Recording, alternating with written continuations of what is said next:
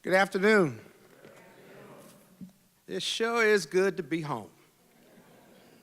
I know a lot of people in this audience, family and friends. Thank you very much. It is good to be home, and yet I got to tell you, as many arguments I've made in court, as many television appearances I've made, I got to tell you, I am both happy and nervous to be here, without a doubt, especially being in front of my daddy right here, who is my hero.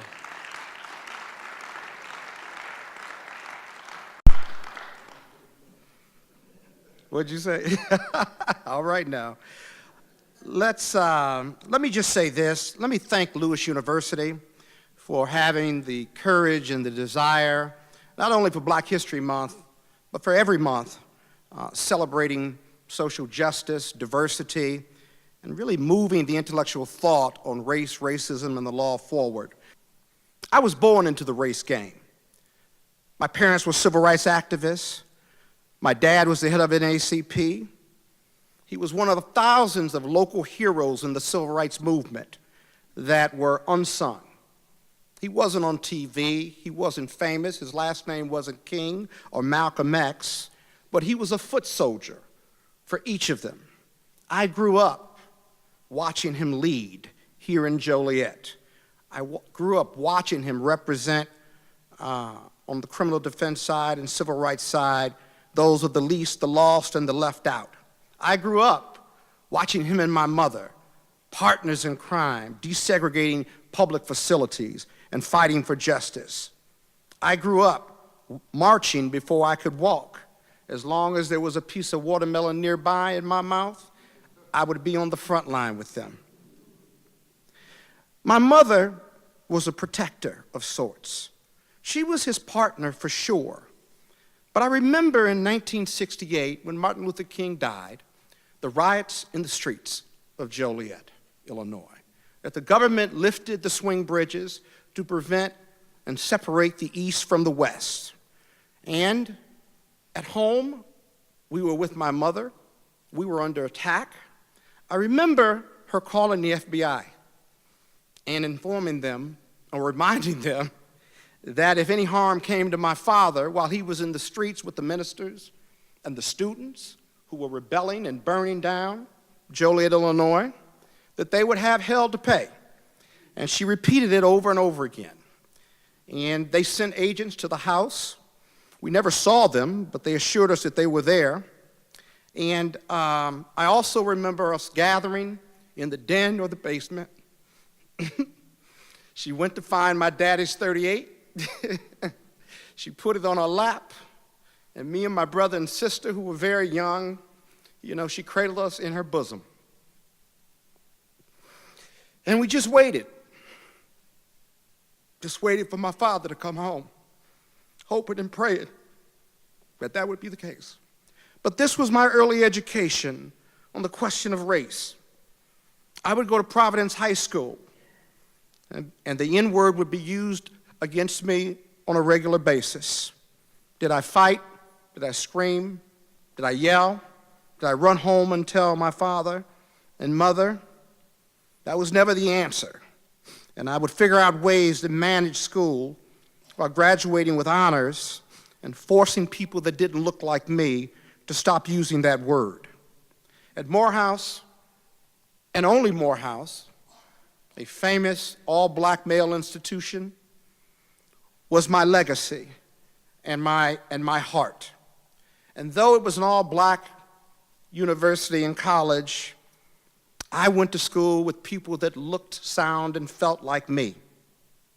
And outside of Atlanta, racism would persist. I once got stopped driving someone else's car with some buddies on our way back to Atlanta, and there was a roach, if you will. That's an old term.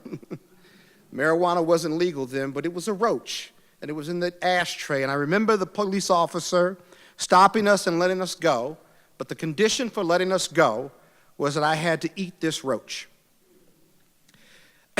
On one hand, it wasn't a tough decision because he promised to let us go.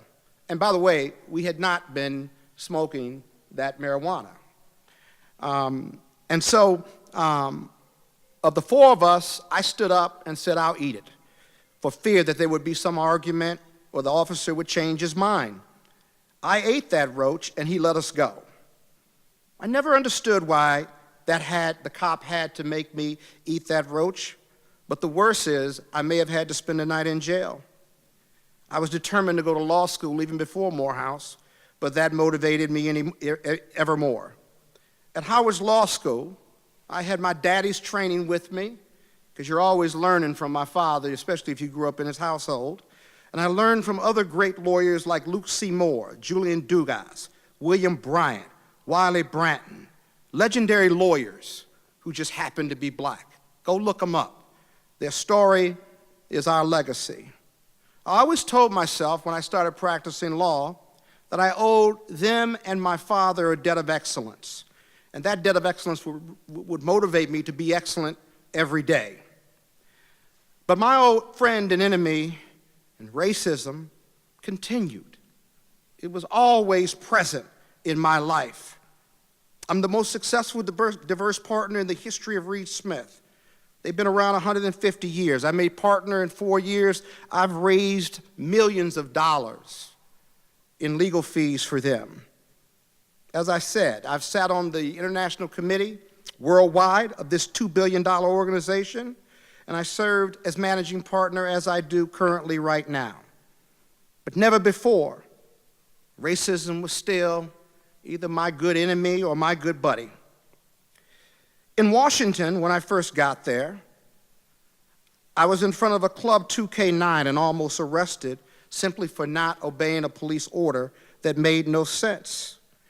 In 3 of my homes, when the alarm has gone off, in very Tony neighborhoods, the police have come. I've answered the door in my pajamas on 3 separate occasions, and the police have asked me for ID. I looked at my pajamas and said, can I go back in and get my ID? No. I said, I called you. The alarm went off. We corrected it. Here's the code. Is there anything else? Before I was thrown on the ground, put in handcuffs, and asked again, where's your ID? I said, now how are we going to do this? I don't sleep with my ID. Why would I say that? It became a much longer night. I had a First Amendment right to say that, but I probably shouldn't have said that.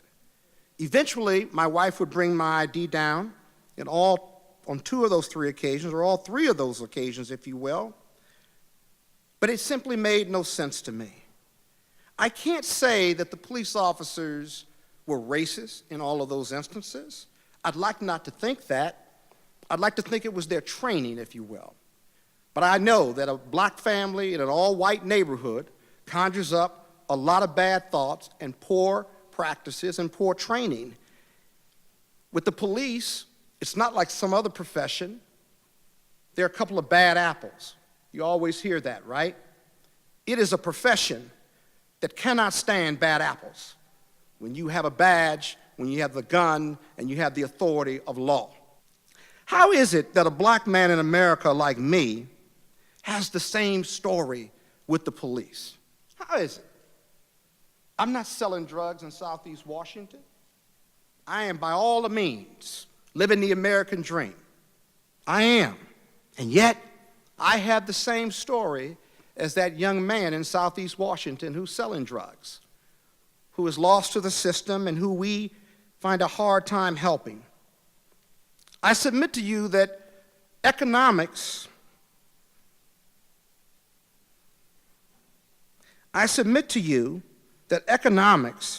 is what separates me from him, but race is what binds me.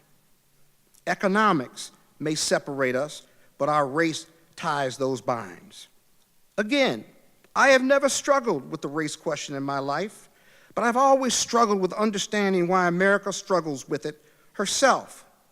Why is it that we're in an opiate epidemic and it's a health crisis? When the 80s and 90s, crack cocaine was a crime problem. Why is it that Tucker Carlson, a conservative TV journalist, struggled to understand my support for the NFL Players Association protest on the field to fight police brutality and social justice despite my financial success.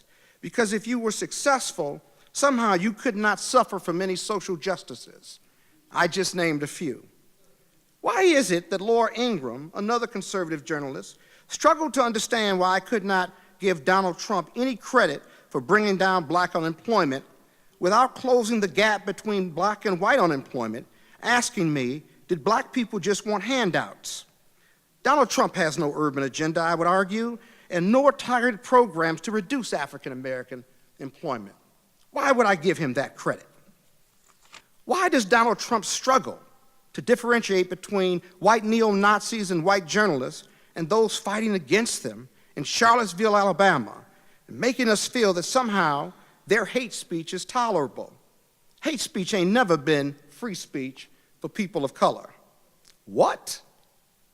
You can't differentiate before that? And why did white police officers, for whatever reason, kill Freddie Gray, Michael Brown, Walter Scott, Tamir Rice, Philander Castile, and even Tony Person in Joliet, Illinois, 40 plus years ago? You better look Tony Person up. That was a long time ago. Or talk to my father, or Tony Ray out here in the audience, of what that meant to this community. Why are the police, or why do they seem so afraid of people of color in our communities of color? It is a profession, as I've said, that cannot afford bad apples. And why are the working class white Americans so angry about America? Why? And about Barack Obama, and about us being here in America at all. The last 8 years was the result of the Bush economy and the Obama recovery. And the browning of America is upon us. And no wall, no race-based immigration policies will stop that growing diversity or the power of it in this beloved but imperfect country of ours. And why do so many Americans seem to tolerate the chaos and nonsense coming out of the White House and the Senate? It seems too easy to lump them all as deplorables in a basket and label them racist. Clearly, I don't believe that Trump supporters are all racist, but they certainly had no problem electing one. What has happened to my beloved imperfect country? I submit to you in closing, there are two Americas, and always have been. One black, one white, one rich, one poor. Polling tells us, if you ask white Americans, what are the top 10 issues that affect them on a daily basis, and whether race and racism is in their top 5, they would say no. It may not make their lower 5 because they don't experience it. They don't live it. If you were to ask African Americans where race is on their list of daily concerns, it would be number 1, or at least in the top 5, because we can't hide who we are. We can't hide what we do. We can't pass, like my mother did, often in trips from Mississippi to Joliet. It's upon us, and we feel it, and it manifests itself in our daily life. My experience as an African American and my white brother's experience in America are completely diametrically opposed. Therein lies the problem. You ask the same question on the police, and you get the same results. These results are endemic of our different experiences in these two countries and shape each of our views on race. So what is the answer? What are you talking about? How do we get through this? How do we lead? How are we this powerful of a country? We have a tortured past on the race question and racism and the law. Through slavery, the Civil War, Reconstruction, segregation, the Civil Rights Movement, America has its history. But we certainly have progressed. But we have never truly confronted the race issue in this country, the roots of it, who we are and what we represent to each other on the race issue. We've treated it, but we haven't cured it. And racism persists from generation to generation. None of us are born with this racism gene. You got one? Is it some gene that is recessed and powerful, whereby when you are born black, white, yellow, or brown, you have this gene for racism and hatred? No, it's taught in the home. It's taught in the community. That's the root cause. I must tell you, as activists and powerful as my mother and father were, they never taught us to hate. We couldn't say anything wrong or bad about a white person simply because they were white. You may have other reasons, but it couldn't be that. Because my father would preach to us that we were being no better than those who we were fighting against. And that was important integrity to that fight and for a purpose. And the civil rights movement was about black people and brown people and white people and yellow people fighting together. We didn't succeed simply because we were black. We succeeded because we had a rainbow coalition, very diverse coalition, understanding and pushing forward for a better America. And so, why are we so afraid to discuss it? Why, when black people start talking at the water cooler, they lower their voices when they talk about black issues or civil rights issues? Why are white people so afraid to talk about it? Because they've progressed. It may be a tortured history, a killing history, an offensive history, but why not talk about it if we've made the progress that they so want to embrace? They must be forced to confront it. We must be forced to confront it and its manifestations. As I said, we have not cured it, we have simply addressed it. And it's up to each of us to change that dialogue, to force that dialogue. I call it a national race reconciliation discussion, similar to South Africa and Mandela when he was elected president. They have a tortured history, perhaps worse, of apartheid. We have to create a safe space to begin the very difficult and painful discussions on the history of race and racism and its impact on all of us. We have to be comfortable about it. If you're a racist, you got a place at the table. If you're a black member of Black Lives Matter, you got a place at the table. If you're a black, white, yellow, brown, you get a place at the table. And we've got to make it comfortable for all of us. We can cure, or rather educate, the ignorant. We can understand our histories, cultures, to appreciate our differences and why we feel the way we feel, and to change, most importantly, to break down barriers and to keep us apart, and even, for some, to even love one another. It begins with a dialogue and being comfortable talking about it. This has to come from the federal government and a national discussion on this. There must be a place at the table for all of us, as I've said, and to break down those barriers. This is tough stuff. This is tough stuff. Not easy by any means, but quite necessary. We may not get there, but we have to try. America's success depends on it. Our survival depends on it. Are you ready? Let's try. Just try. Martin Luther King Jr., before he died, was headed there. He was headed to the Vietnam War. He started that. But social justice and economics, he understood that even if we got voting rights and our political rights in store, that we could do nothing without the money, without the power of economics and rotating dollars in our own community, if you will. And we've never been really good at that. We've gotten better at it, but we are a community of consumers, and we've got to be a community of investors and savers. We don't even inherit wealth in our communities. Very small percentage, right, compared to other communities. We got to change that. You know, you can get an insurance policy for $250,000, $500,000, $100,000, right? Pay on it. Make your mother and father or your kids or your grandkids the beneficiaries of it. And when the good Lord calls you, they get that money. They get $100,000, $250,000. You can get some policies for $10 or $25 a month, right? We don't even do that. And so the majority of wealth in this country comes from what? Inheritance, real estate, family wealth, Perhaps entrepreneurship is last on that list. But there's nothing stopping us from that. Investing in our black businesses, right, in our communities, circulating our dollars so it benefits our communities. Every community ought to do that. Others do it better than us, right? And so I think you're right. We got to be laser-like focused. You know, we got voter suppression issues coming up in 2018. We've had them.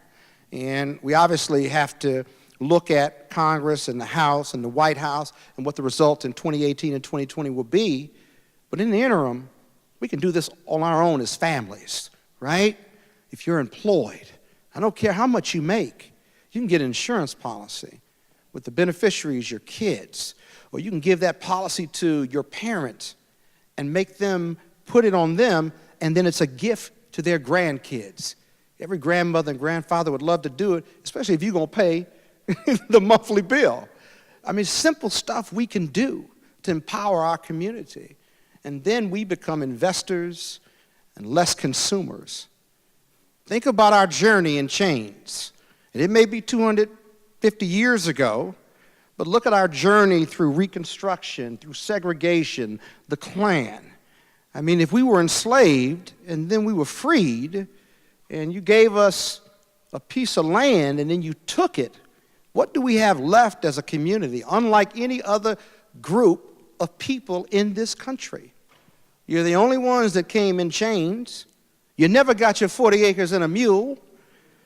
You don't have any history or culture because you came from Ghana and Senegal and Africa, and only a 5 to 10% of us came to the U.S. to pick cotton. The sugar barons of South America, as far as Australia, had more slaves, lots more slaves than in the United States of America. They went to Africa for sugar cane. That was the biggest product around at that time. It wasn't cotton. We figured out cotton, and then we were freed. And we were never really free because we were always terrorized. So no history, no culture, no real sense of family. They took care of that on the plantation. And so we are this group of people kind of lost and looking, not for legitimacy, but for excellence. And every time we've tried to do something about it, we get pushed back and beat back. No other group in this country like that. And yet we get blamed for the ills of this country, entitlements and what have you. You know who the biggest entitlement states are in the country? That is Medicaid, Medicare, food stamps, SNAP, you name it, right? You think the biggest the biggest recipients of those entitlements are people of color? I hope not. By the sheer numbers, it can't be. But you know the biggest red states have the biggest entitlements? Louisiana, Mississippi, Georgia, say it with me. All Southern, all Republican, all red, and leaders in the acceptance of entitlements. So when the Republicans say X, Y, and Z about entitlements, right, to close the budget deficit, they're hurting their own people. So, okay, so that's the landscape, right? So we can't, as a community, all jump on therapy and get in therapy and stuff. But what we certainly can do is understand our history, create and recapture our culture and history, and be committed to our strength. Nothing wrong with that, of wanting to build a better community and being committed to it. Every other group in this country is. Asians, our Jewish brothers and sisters, our African brothers and sisters, they do it well. They come here, and I understand you got racism and bank discrimination and all these other things, right? But in our self-determination, we got to fight through that or get through that, right? That can't be an excuse to success, because your success is more important than that. It's more important. It's 2018. It's more important than that. We will continue to fight racism, continue to fight people who have nothing but harm in their minds for us, politically, economically, otherwise. But it's up to us. It really is. It's up to us. You got to take responsibility. We have to take responsibility for ourselves. You know, Malik Mills, that's a rapper, isn't it? That's some rapper? Tell me. I guess we don't have enough young folks in here, but He on probation for 10 years. He's up in Philly, and there's a call celebrity to free him. That somehow he was, he's being done wrong by the criminal justice system.